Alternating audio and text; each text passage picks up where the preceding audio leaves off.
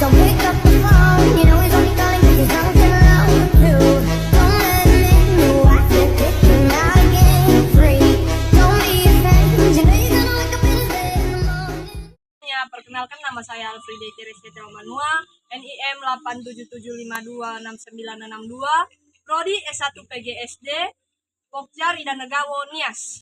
Pada pembahasan kali ini saya akan membahas tentang simbiosis, yang dimana ada 3 jenis simbiosis. Yang pertama simbiosis mutualisme, yang kedua simbiosis parasitisme, kemudian simbiosis komensalisme.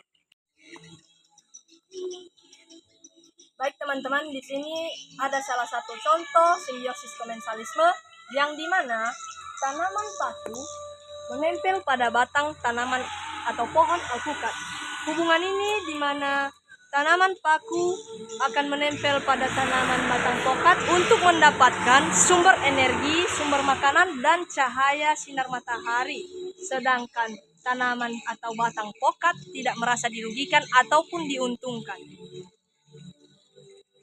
Kedua dari simbiosis komensalisme yaitu antara kepompong dengan ranting pohon, yang dimana kepompong mendapatkan tempat tinggal untuk menempel dan tersamarkan dari predator untuk proses metamorfosis, sedangkan ranting pohon tidak merasa dirugikan dan tidak untung karena kepompong tidak menghisap nutrisi atau tidak memakan nutrisi dari ranting pohon tersebut.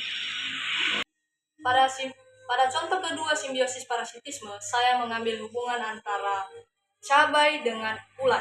Simbiosis parasitisme yang terjadi antara ulat dengan cabai, yang dimana ulat di sini diuntungkan karena dia mendapatkan makanan dan nutrisi dengan memakan bagian dari tanaman cabai tersebut, sedangkan tanaman cabai atau buah cabai merasa dirugikan karena mengalami kerusakan fisik dan mengalami pembusukan akibat dimakan oleh ulat atau belatung tersebut.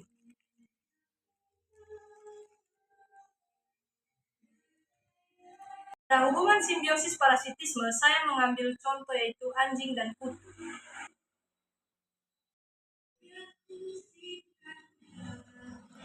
Simbiosis parasitisme yang terjadi antara kutu dan anjing, yang dimana kutu diuntungkan sebagai parasit dan anjing dirugikan sebagai inang. Kutu atau parasit mendapatkan nutrisi atau darah dan tempat tinggal, yang dimana pada bulu anjing untuk hidup dan berkembang biak, sedangkan anjing mengalami kerugian kesehatan termasuk mengalami rasa gatal, iritasi kulit, alergi, bahkan kerontokan pada bulunya. Pada hubungan simbiosis mutualisme, saya memilih tanah dan cacing tanah sebagai contoh untuk simbiosis mutualisme. Simbiosis mutualisme antara cacing dan tanah menciptakan hubungan yang saling menguntungkan, yang dimana cacing tanah mendapatkan nutrisi dan habitat atau tempat tinggal, sementara tanah menjadi lebih subur dan sehat karena adanya cacing.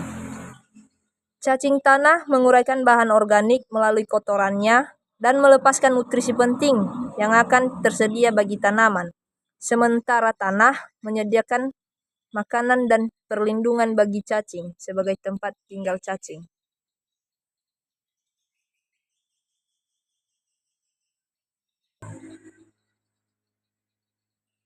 Simbiosis mutualisme yang terjadi antara bunga dengan kupu-kupu atau tanaman dengan kupu-kupu, yang dimana kupu-kupu